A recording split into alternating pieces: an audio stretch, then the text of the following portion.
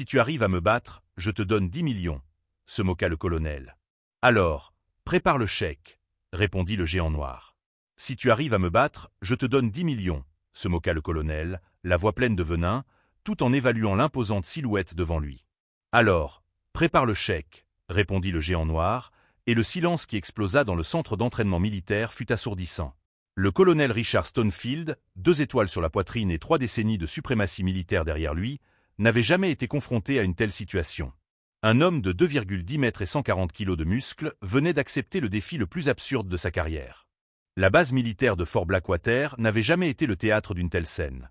Un civil gigantesque défiant publiquement l'un des officiers les plus redoutés de l'armée américaine. Les lumières fluorescentes du complexe militaire créaient des ombres dramatiques sur le tapis central, transformant l'environnement en quelque chose qui ressemblait à une arène de gladiateurs modernes. L'odeur de sueur, de métal poli et d'autorité militaire imprégnait l'air, créant une atmosphère dense qui rendait chaque respiration comme un acte de défi. Des officiers de haut rang se sont positionnés autour du tatami principal, certains chuchotant entre eux d'une voix tendue, d'autres observant en silence cet intrus qui avait réussi à déjouer toute la sécurité pour arriver jusqu'ici.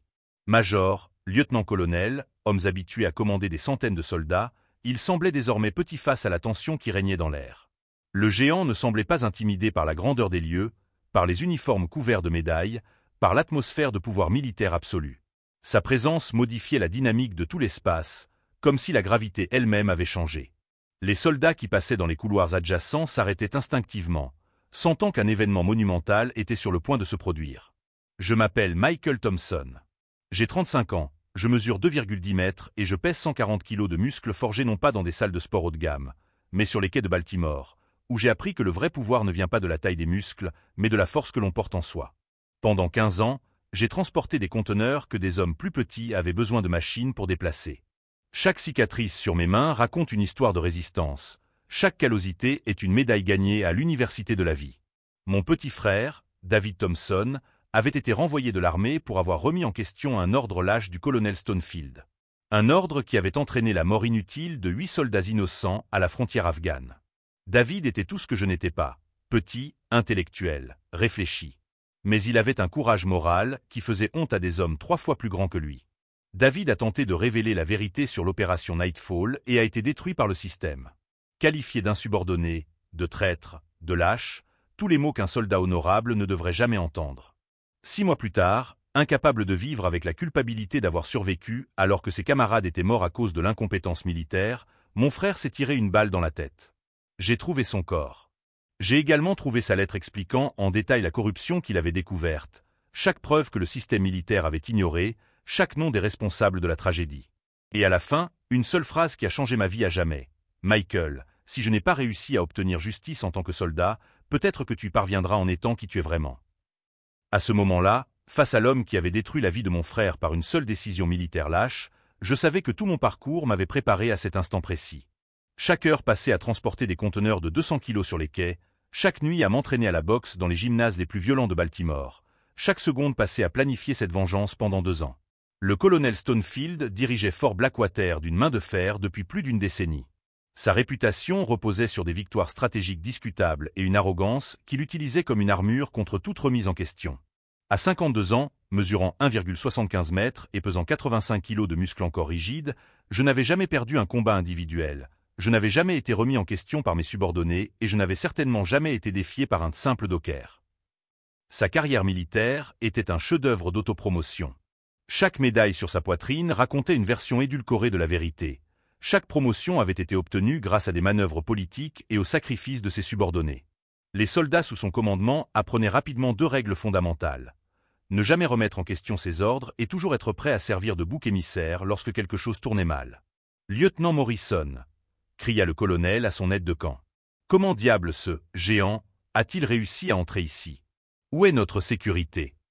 Le lieutenant James Morrison, un homme nerveux de 38 ans, s'approcha avec hésitation. Ses mains tremblaient imperceptiblement. Il avait servi sous Stonefield assez longtemps pour reconnaître les signes d'une explosion imminente. « Monsieur, il a dit qu'il avait des informations sur l'affaire Nightfall. Les gardes ont pensé que... » Nightfall. Le visage de Stonefield se crispa comme s'il avait goûté quelque chose d'amer. C'était le nom de code de l'opération qui avait mal tourné 2 ans auparavant. L'opération que David Thompson avait remise en question, l'opération que Stonefield avait enterrée avec la carrière de quiconque oserait en parler. Les soldats présents dans le gymnase échangèrent des regards furtifs. Nightfall était un nom qu'ils ne connaissaient que dans les chuchotements, une mission qui avait été officiellement classée comme incident confidentiel. Mais les rumeurs persistaient, des rumeurs sur des ordres discutables, sur des soldats morts inutilement, sur des preuves qui avaient tout simplement disparu. Michael observa le changement subtil dans l'expression du colonel. Bingo! Il avait touché le point sensible. 2 ans d'enquête minutieuse, 2 ans à rassembler des preuves, 2 ans à planifier ce moment précis. Mon frère, David Thompson. Vous vous souvenez de lui, n'est-ce pas? Un caporal exemplaire, jusqu'à ce qu'il ose remettre en question vos ordres suicidaires. Le colonel redressa les épaules, son arrogance revenant comme une vague défensive. David Thompson était un soldat faible, émotif, inadapté aux réalités de la guerre moderne. J'ai rendu service à l'armée en nous débarrassant de lui. Les mots frappèrent Michael comme des balles, mais il ne montra aucune réaction. Des années passées à travailler dans les docks les plus violents de Baltimore lui avaient appris à transformer la douleur en détermination, la colère en précision mortelle. Chaque mot du colonel était un clou de plus dans le cercueil de sa propre carrière. Michael enregistrait tout. Savez-vous combien je dépense chaque mois pour m'entraîner avec les meilleurs instructeurs de combat au monde? Stonefield frappa du poing sur la table métallique, le son résonnant dans le gymnase comme un tambour de guerre. 200 000 $. Je suis ceinture noire dans 5 disciplines différentes. Karaté, judo, boxe, muay thai et jiu-jitsu brésilien. J'ai dirigé des opérations militaires sur 4 continents. J'ai battu des champions professionnels lors de combats privés. Il fit un geste dédaigneux en direction de Michael, comme s'il désignait un animal dans un zoo. Et toi, un docker qui n'a probablement jamais mis les pieds dans un dojo décent, tu penses pouvoir me donner des leçons de combat? Les officiers autour de lui se mirent à rire, mais leur rire semblait forcé, presque hystérique. Il y avait quelque chose dans la présence de Michael qui les mettait profondément mal à l'aise. Il ne semblait pas seulement grand, il semblait dangereux. Comme si l'on regardait un prédateur déguisé en proie, une force de la nature temporairement contenue par les conventions sociales. Quelques soldats plus jeunes se regardèrent, se demandant silencieusement s'il était prudent d'assister à cela. La tension dans l'air était palpable, électrique, comme si un orage était sur le point d'éclater au centre de cette base militaire apparemment invincible. Michael resta immobile, les yeux fixés sur ceux du colonel avec une intensité qui rendait l'air autour d'eux plus dense. Il n'y avait pas de peur, pas d'hésitation, seulement une froide détermination qui fit ressentir à Stonefield un frisson étrange le long de la colonne vertébrale pour la première fois depuis des décennies. C'était comme si Michael voyait à travers lui, lisant chaque insécurité cachée derrière les médailles, chaque mensonge construit au cours d'une carrière d'autopromotion. Le géant n'avait pas besoin de parler pour communiquer une vérité simple et terrifiante. Il n'était pas venu seulement pour discuter. « Si vous arrivez à me mettre KO, » dit le colonel, sa voix gagnant en intensité sadique pour masquer son malaise croissant. « Si vous arrivez à me mettre le dos au sol pendant 3 secondes, je vous donne 10 millions de $. Il se pencha en avant, son sourire cruel s'élargissant comme une plaie ouverte. Assez d'argent pour vous sortir de cette vie médiocre pour toujours. La proposition résonna dans le gymnase comme un coup de canon. 10 millions de $. C'était plus d'argent que la plupart des soldats présents ne verraient jamais dans plusieurs vies. Mais il y avait quelque chose dans la façon dont Stonefield avait fait cette offre qui mettait tout le monde mal à l'aise. C'était moins un pari qu'une humiliation publique planifiée. Michael fit un pas en avant, sa voix tranchant l'air comme une lame acérée trempée dans le feu de l'injustice. Alors, préparez le chèque. Le silence qui suivit fut absolu, suffocant. Pendant un seul instant, le colonel Richard Stonefield ressentit quelque chose qu'il n'avait pas éprouvé depuis des décennies. Une pure incertitude. Il y avait quelque chose dans les yeux de ce géant, une confiance qui défiait toute logique, un calme qui contredisait toutes les attentes. Ce que le colonel ne savait pas, c'est que Michael portait un secret mortel, une compétence développée dans les rues les plus violentes d'Amérique qui allait transformer cette confrontation en une leçon qu'il n'oublierait jamais.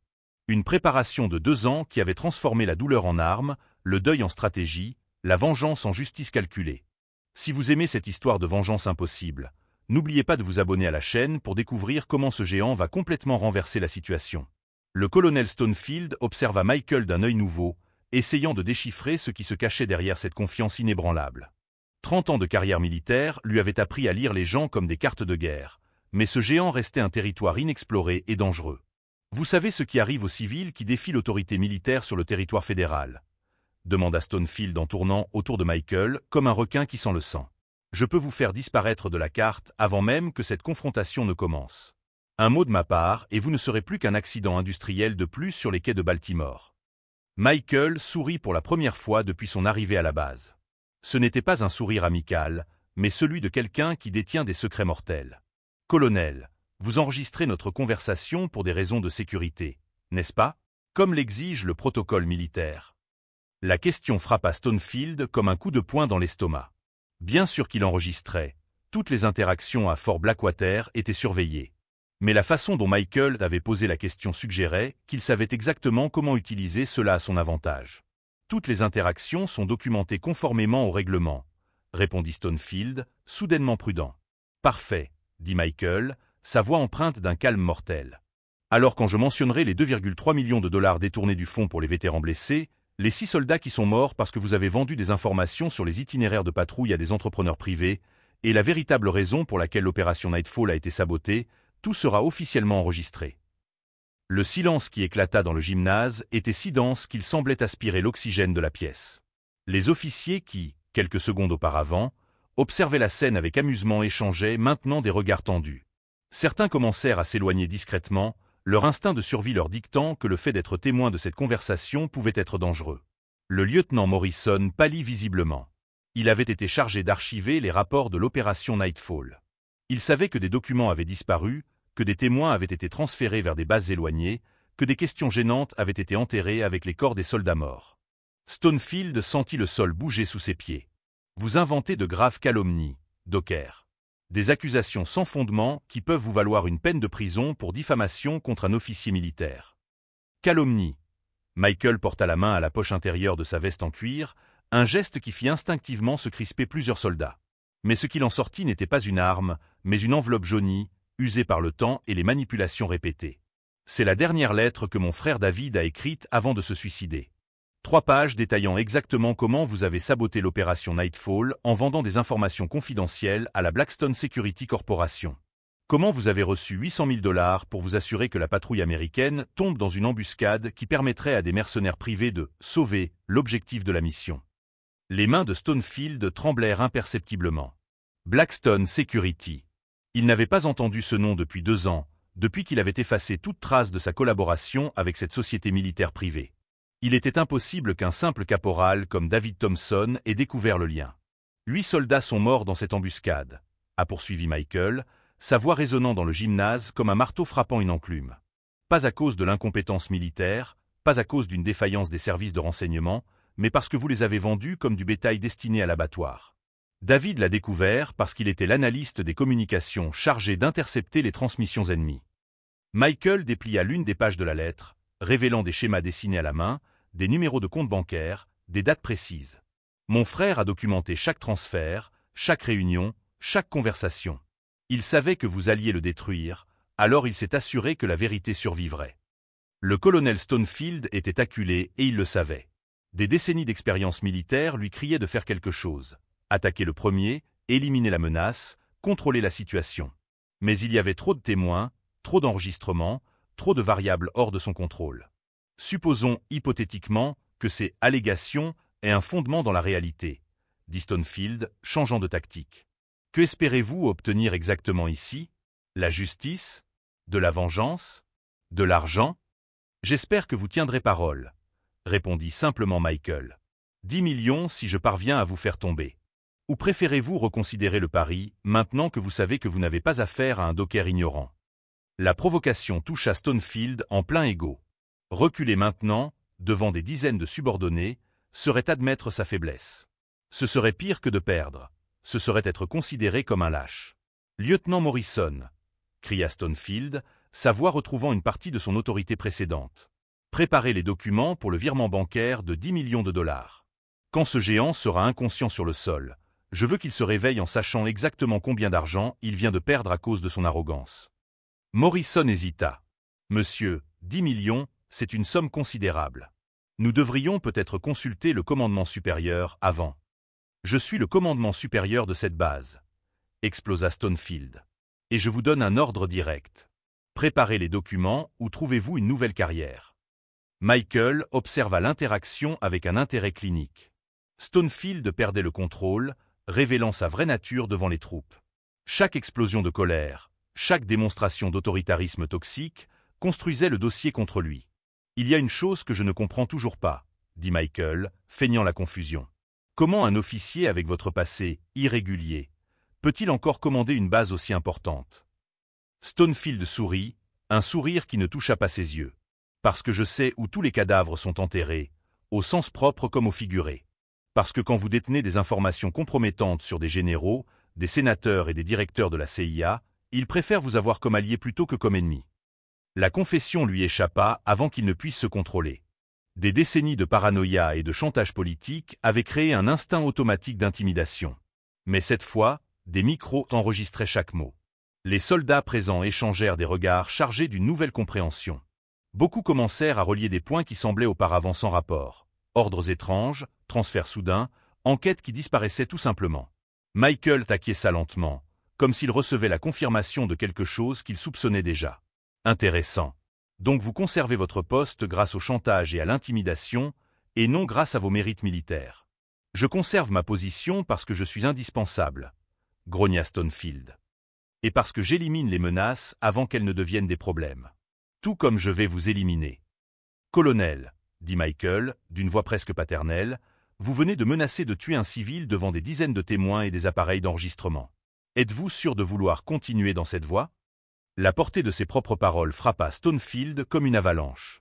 Il s'était complètement incriminé, transformant ce qui devait être une démonstration de force en une confession de crimes multiples. Mais il était trop tard pour reculer. Trop tard pour la diplomatie.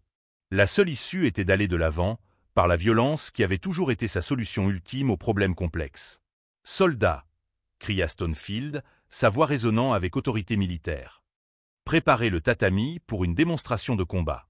Je veux que vous soyez témoins de la manière dont nous traitons les menaces à l'ordre militaire. » Mais Michael avait obtenu exactement ce qu'il voulait. Stonefield s'était complètement dévoilé. Ce n'était pas un soldat honorable, mais un prédateur déguisé en officier. Et maintenant, avec des dizaines de témoins et des enregistrements officiels, la véritable bataille pouvait enfin commencer.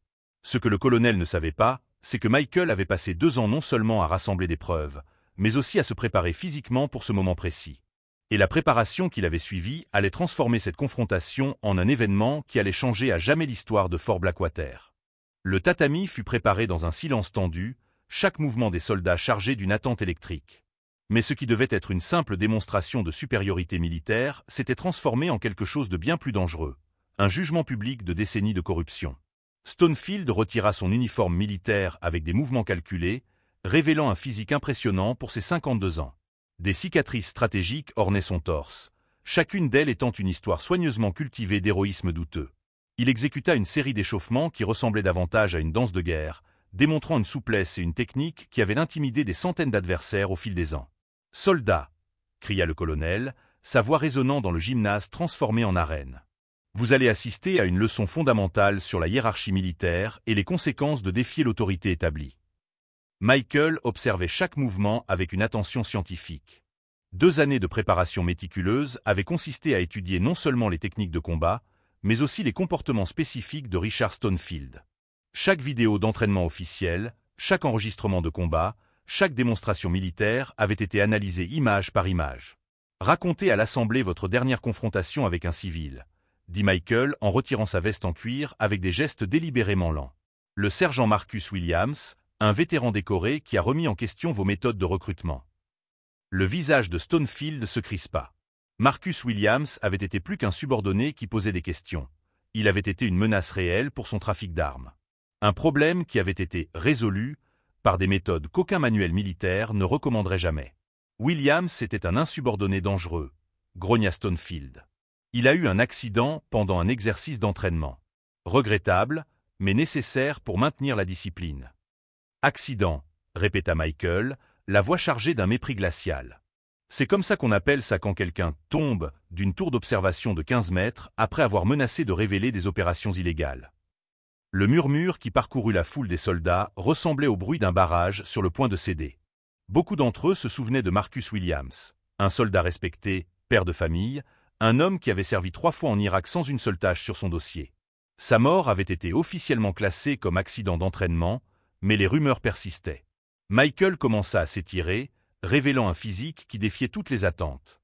Ce n'étaient pas les muscles gonflés d'un culturiste, mais la musculature fonctionnelle de quelqu'un qui avait transformé le travail physique en art martial.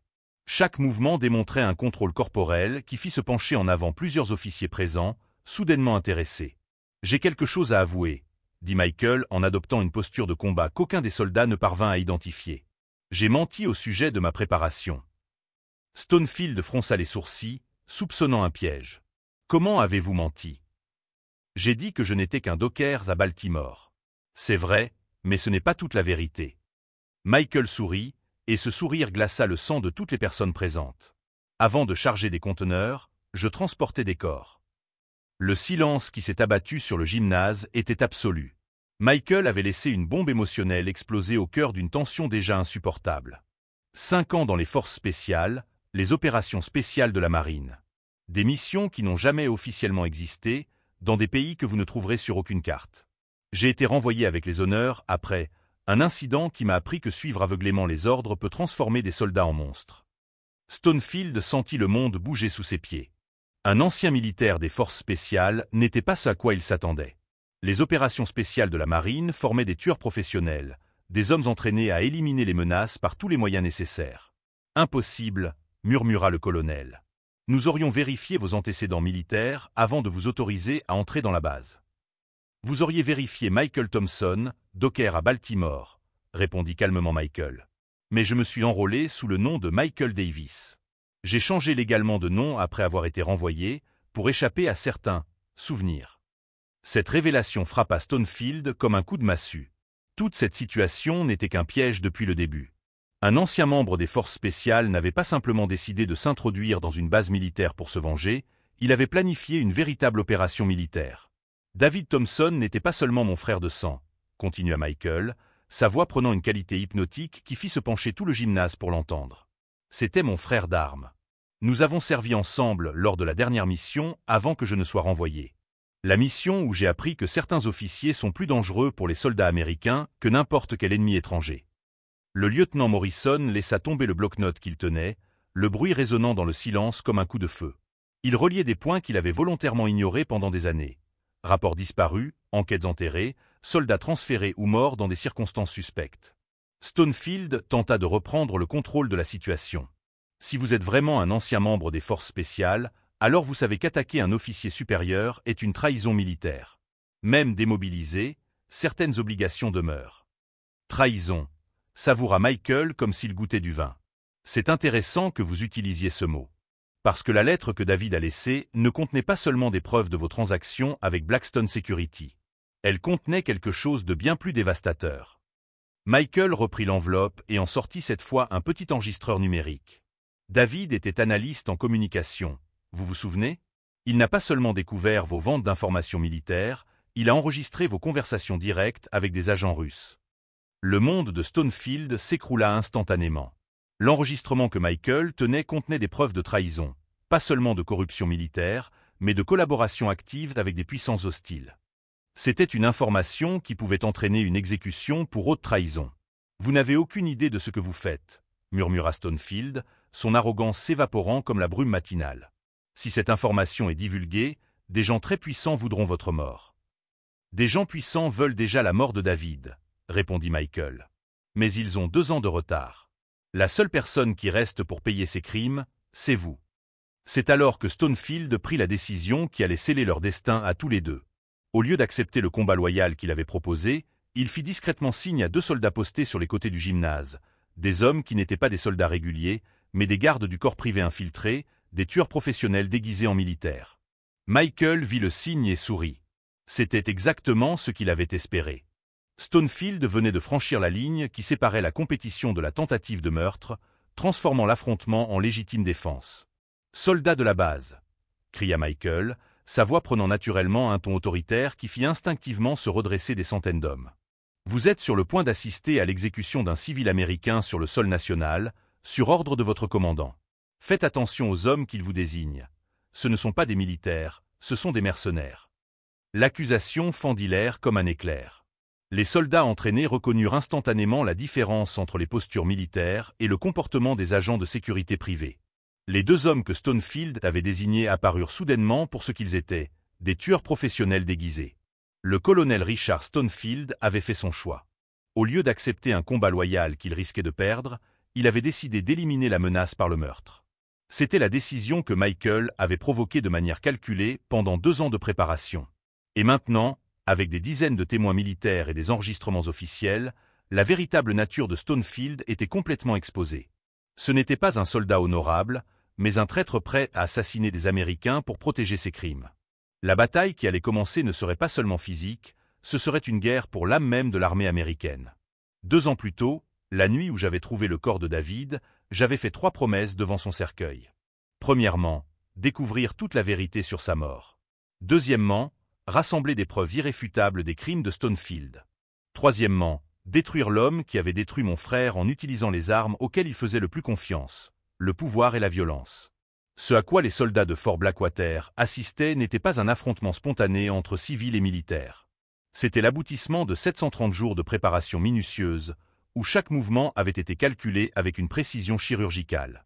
Au cours des 6 premiers mois qui ont suivi le suicide de David, j'ai transformé ma douleur en carburant et mon deuil en stratégie. J'ai vendu tout ce que je possédais, ma maison, ma voiture, mes meubles, et je me suis inscrit à l'académie de Marcus Destromaker Williams à Détroit.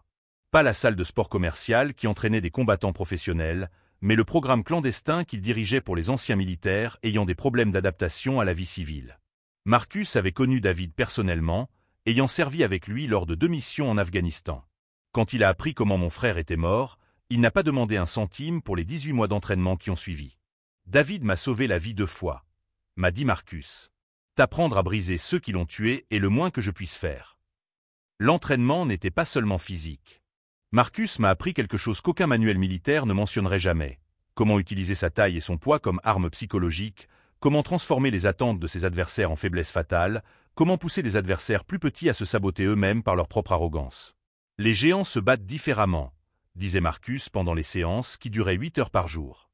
Les hommes plus petits s'attendent à la force brute, à une vitesse limitée, à des mouvements prévisibles. Lorsque vous faites preuve d'une agilité inattendue, d'une technique raffinée, d'une intelligence tactique, ils paniquent. Et les hommes paniqués commettent des erreurs mortelles. Mais la préparation physique ne représentait qu'un tiers de la stratégie. Le deuxième tiers consistait en une enquête approfondie. Grâce aux contacts que David avait cultivés pendant son temps en tant qu'analyste en communication, j'ai pu accéder à des relevés bancaires, des enregistrements d'appels téléphoniques et des rapports militaires classifiés qui révélaient l'étendue réelle de la corruption de Stonefield. Le réseau criminel que j'ai découvert était impressionnant par son audace. Stonefield n'avait pas seulement vendu des informations militaires à Blackstone Security, il avait mis en place un système de trahison systématique qui comprenait la vente d'armes américaines à des groupes paramilitaires, le détournement de médicaments destinés à des vétérans blessés et l'élimination physique de tout soldat qui découvrait ces opérations. Marcus Williams, le sergent qui était tombé de la tour d'observation, était le 13e militaire tué pour avoir remis en question Stonefield. David aurait été le 14e s'il n'avait pas anticipé sa propre mort en laissant des preuves stratégiquement réparties. Le 3e aspect, et le plus crucial, de la préparation était l'infiltration psychologique. Pendant 18 mois, j'ai étudié chaque mouvement public de Stonefield, chaque comportement, chaque faiblesse émotionnelle qui pouvait être exploitée. J'ai découvert que son arrogance était une armure construite sur de profondes insécurités, que son besoin d'humilier publiquement ses adversaires était une compulsion qui pouvait être manipulée. Je savais qu'il ne pourrait pas résister à l'opportunité de détruire un simple docker devant ses troupes. Je savais que des provocations spécifiques à propos de David lui feraient perdre le contrôle de ses émotions. Je savais que sa réponse aux menaces serait toujours une escalade violente, transformant le combat en tentative de meurtre. Chaque mot qu'il avait prononcé lors de notre première confrontation avait été répété des centaines de fois. Chacune de ses réactions avait été anticipée et intégrée au plan. Stonefield croyait contrôler la situation, mais il ne faisait que suivre un scénario que j'avais écrit spécialement pour lui. L'enregistrement numérique qu'il tenait maintenant entre ses mains ne contenait pas seulement des preuves de trahison. Elle contenait 3 heures de conversation téléphonique entre Stonefield et des agents des services secrets russes, documentant non seulement la vente d'informations militaires, mais aussi la planification active de sabotage d'opérations américaines au Moyen-Orient. Mais ce qui rendait ces preuves accablantes, ce n'était pas seulement leur contenu, c'était leur timing. David avait enregistré ces conversations à l'aide d'un équipement militaire, sur une base fédérale, en suivant les protocoles officiels de contre-espionnage. Légalement, elles constituaient des preuves obtenues de manière légitime par un analyste autorisé enquêtant sur des activités suspectes. Le FBI avait reçu des copies de ces enregistrements 6 mois auparavant, ainsi qu'une analyse détaillée de tous les transferts bancaires, documents falsifiés et communications classifiées que Stonefield avait vendus. L'enquête fédérale était en cours depuis des mois, mais elle avait besoin d'aveux publics pour garantir une condamnation. Tout ce que j'avais fait, l'intrusion dans la base, la provocation publique, la divulgation progressive des preuves, avait été coordonné avec des agents fédéraux qui observaient maintenant notre confrontation à travers des caméras de sécurité piratées. Chaque mot prononcé par Stonefield, chaque menace proférée, chaque crime avoué, était documenté pour être utilisé devant un tribunal militaire. Les 2 soldats, qu'il avait chargés de m'éliminer, étaient en fait des agents infiltrés du FBI. Ils avaient été intégrés à l'équipe de sécurité de Stonefield 3 mois auparavant afin de recueillir des preuves de ses opérations d'assassinat. Le signal qu'il avait donné n'était pas de me tuer, mais de procéder à mon arrestation officielle. Mais Stonefield ne le savait pas encore. Il croyait avoir le contrôle, se préparant à éliminer une nouvelle menace par la violence, qui avait toujours été sa solution aux problèmes complexes. Ce qu'il ne réalisait pas, c'est que chaque geste agressif l'enfonçait davantage dans le piège que j'avais tendu pendant 2 ans. Michael Thompson, le docker géant, était un personnage créé spécialement pour attirer Stonefield dans un territoire psychologique où son arrogance le rendrait aveugle aux dangers réels. Le vrai moi, ancien membre des forces spéciales formées à l'infiltration et à l'élimination de cibles, restait caché jusqu'au moment stratégique de la révélation. L'affrontement physique qui allait commencer ne serait pas seulement une démonstration de supériorité militaire. Ce serait l'exécution publique de la carrière, de la réputation et de la liberté d'un traître qui avait transformé l'honneur militaire en monnaie d'échange pour assouvir sa cupidité personnelle. Si vous suivez cette quête de justice impossible, sachez que la véritable bataille ne fait que commencer. Parfois, la vengeance la plus douce est celle qui transforme les prédateurs en proie en utilisant leurs propres armes contre eux. Stonefield avait passé des décennies à perfectionner des méthodes pour briser des soldats loyaux. Il allait maintenant découvrir ce que cela faisait lorsque ces méthodes étaient utilisées contre lui par quelqu'un qui avait étudié chacun de ses mouvements avec une précision mortelle. Lorsqu'un prédateur se rend compte qu'il est devenu une proie, ses instincts les plus primitifs explosent comme une bombe de désespoir. Image. Stonefield gesticulant vers ses assassins, convaincu qu'il éliminait une menace. Ses yeux reflétaient des décennies d'impunité sur le point de s'effondrer. Le signal fut donné. Les 2 hommes que Stonefield croyait être ses exécuteurs privés se mirent en mouvement, mais pas vers Michael. Ils se dirigèrent directement vers le colonel, leurs insignes dorés du FBI brillants comme des rayons de justice sous les lumières fluorescentes. Colonel Richard Stonefield, la voix de l'agent spécial Marcus Shen trancha l'air comme une sentence de mort. Vous êtes en état d'arrestation pour trahison, meurtre, corruption militaire et complot contre les États-Unis d'Amérique. Le monde de Stonefield s'écroula instantanément. 3 décennies de manipulation, de chantage et de meurtre s'évaporèrent en quelques secondes. L'homme qui avait contrôlé des vies comme des pions d'échecs découvrait qu'il n'avait été qu'un pion dans un jeu beaucoup plus vaste. Impossible, murmura-t-il en reculant instinctivement. Ces hommes travaillent pour moi depuis des mois. Ils travaillaient pour vous, corrigea l'agent Shen en s'approchant avec des menottes qui brillaient comme des pierres précieuses. Tout en documentant chaque crime, chaque ordre illégal, chaque menace de mort que vous avez proférée. Michael observa l'arrestation avec une satisfaction qui transcendait toute victoire physique. 2 années de planification convergeaient vers la perfection absolue. Stonefield ne serait pas seulement vaincu, il serait complètement détruit, légalement et moralement anéanti. Mais le colonel n'était pas du genre à accepter la défaite passivement. Des décennies d'instinct de survie explosèrent en une rage désespérée qui fit reculer instinctivement tous les soldats présents. Si je tombe, grogna Stonefield, j'emporterai ce géant avec moi. C'est alors que survint quelque chose que personne, pas même Michael, n'avait complètement anticipé. Stonefield ne tenta pas d'échapper aux agents fédéraux. Au lieu de cela, il se jeta directement sur Michael avec une vitesse suicidaire, utilisant des décennies d'entraînement militaire réel dans une dernière explosion de violence désespérée. L'attaque fut dévastatrice. Stonefield s'était vraiment entraîné avec les meilleurs instructeurs du monde, il avait vraiment battu des champions professionnels, il avait vraiment dirigé des opérations meurtrières pendant 3 décennies. Lorsque sa vie en dépendait, il se révéla être le prédateur mortel qu'il avait toujours été sous son apparence politique. Le premier coup frappa la mâchoire de Michael avec une force suffisante pour terrasser des hommes plus petits.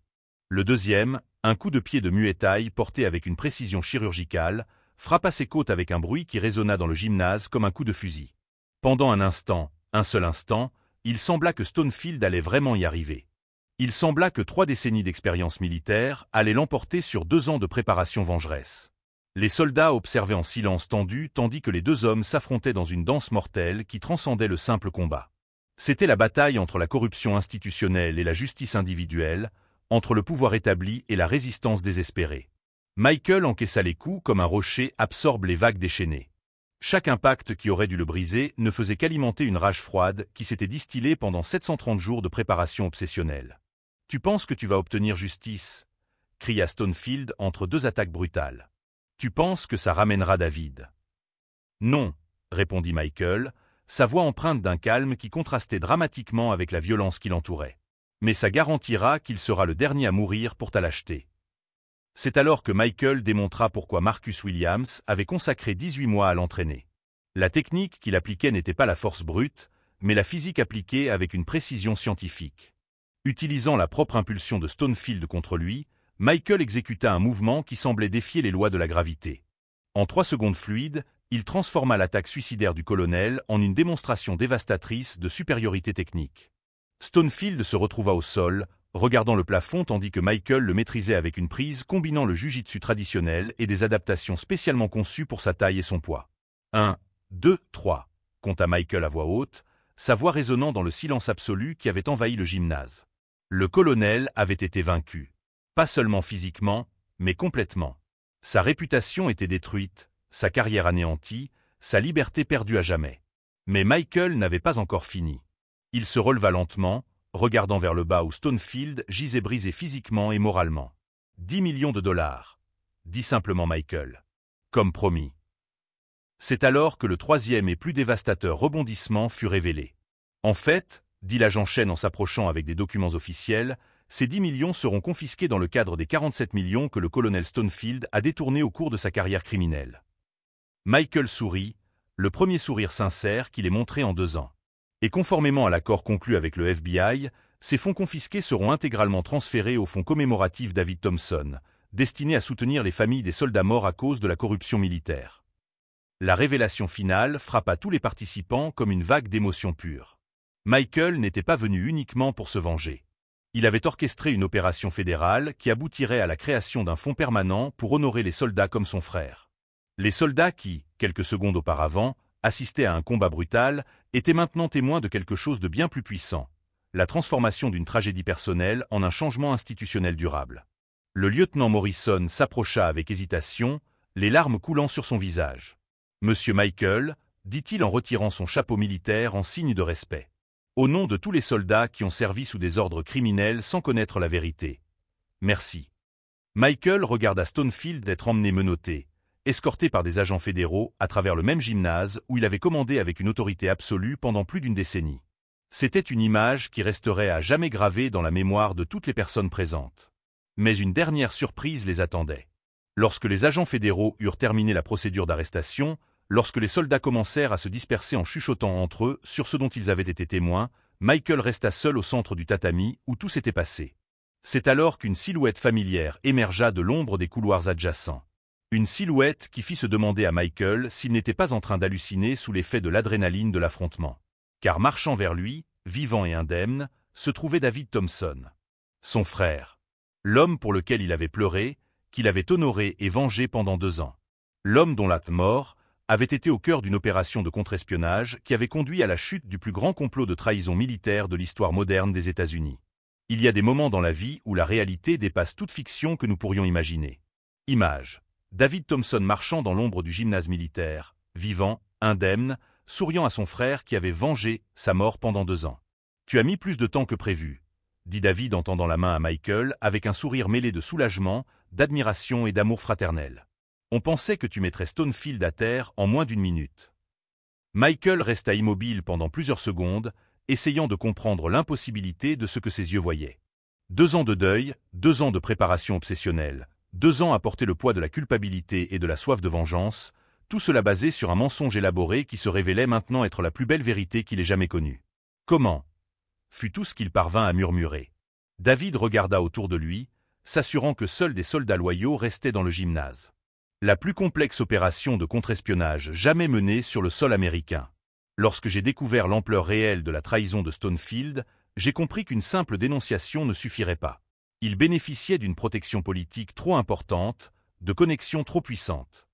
L'agent Chen s'approcha, portant un épais dossier contenant des années de preuves minutieusement rassemblées. David Thompson est l'un des meilleurs analystes du contre-espionnage qui ait jamais travaillé avec nous. Quand il a apporté des preuves du réseau de trahison de Stonefield, nous avons mis au point une opération qui exigeait un sacrifice personnel extraordinaire. Simuler ma propre mort, dit David, la voix chargée d'émotion, était le seul moyen de disparaître complètement du radar de Stonefield pendant que nous recueillions suffisamment de preuves pour obtenir une condamnation. Mais l'opération ne pouvait fonctionner que si quelqu'un en qui j'avais entièrement confiance vivait le chagrin de la perte de manière authentique. Michael sentit des larmes qu'il n'avait pas versées depuis 2 ans couler sur son visage. « Tu m'as laissé croire que tu étais mort. Tu m'as laissé porter ce poids, cette colère. Tu m'as laissé faire de toi l'instrument parfait de la justice, » ajouta David avec gentillesse. « Ta douleur était réelle, Michael. Ta détermination était sincère. Stonefield n'a jamais soupçonné quoi que ce soit, car tu croyais vraiment que tu vengeais mon meurtre. C'était la seule façon de mener à bien l'opération. » La révélation frappa Michael comme une avalanche d'émotions contradictoires. Le soulagement d'avoir son frère vivant. La colère d'avoir été trompé. L'admiration pour la complexité de l'opération. La fierté d'avoir parfaitement exécuté sa part. Les 10 millions, dit Michael, assemblant les dernières pièces du puzzle. Stonefield va vraiment payer. 47 millions, corrigea l'agent Chen, confisqués sur des comptes bancaires dans 12 pays différents.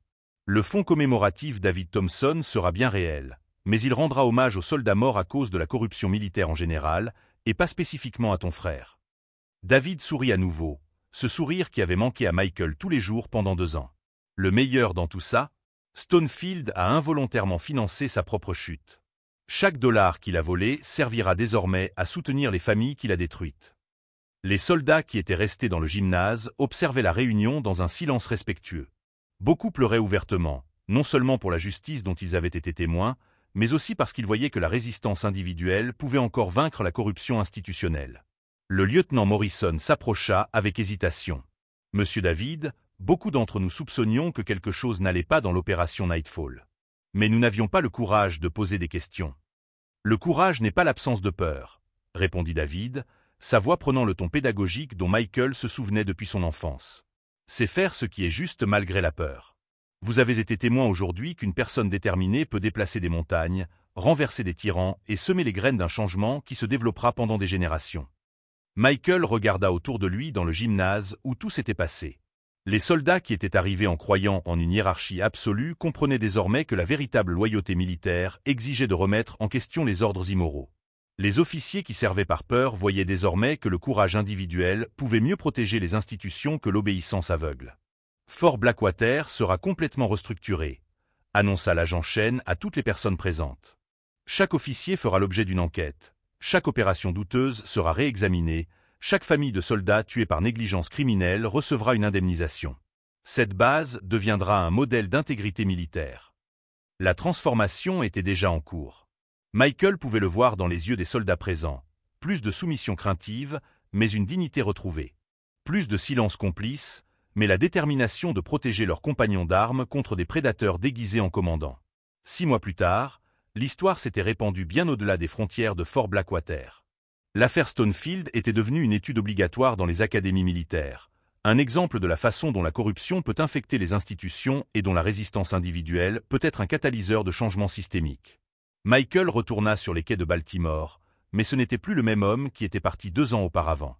Il emportait avec lui non seulement la satisfaction d'avoir rendu justice, mais aussi quelque chose de plus précieux, la certitude que son frère était vivant, fier, et continuait à servir son pays de la manière la plus honorable qui soit. David est resté dans les services de contre-espionnage, où il a été promu et chargé d'opérations visant à protéger les soldats américains contre les menaces internes. Sa mort avait donné naissance à une nouvelle ère de transparence militaire. Le fonds commémoratif David Thompson a dépassé toutes les attentes, soutenant non seulement les familles de soldats, mais aussi en finançant des programmes éducatifs qui enseignent aux jeunes militaires l'éthique, le courage moral et l'importance de remettre en question l'autorité lorsqu'elle contredit des valeurs fondamentales. Et dans les nuits silencieuses, lorsque Michael marchait sur les quais où il avait commencé son voyage vers la vengeance, il portait en lui une vérité qui avait transformé à jamais sa vision de la justice. Parfois, la plus douce des victoires n'est pas de détruire ceux qui nous ont fait du mal, mais de transformer notre douleur en une force qui protège les autres d'un destin similaire. La plus grande leçon que les frères Thompson ont enseignée n'était pas sur la force physique ou la stratégie militaire, mais sur quelque chose de bien plus puissant. Lorsque nous nous battons non seulement pour nous-mêmes, mais aussi pour la mémoire de ceux que nous aimons et pour l'avenir de ceux que nous protégeons, nous pouvons déplacer des montagnes, renverser des tyrans et planter des jardins d'espoir là où il n'y avait auparavant que des déserts de désespoir. Si ce parcours de résistance et de transformation vous a touché, abonnez-vous à la chaîne, car au final, la plus grande vérité que nous avons apprise est qu'une personne déterminée, qui se bat pour la bonne cause, peut changer le monde entier, parfois en faisant semblant de mourir, parfois en ressuscitant au moment opportun, mais toujours, en faisant triompher la justice quand on s'y attend le moins.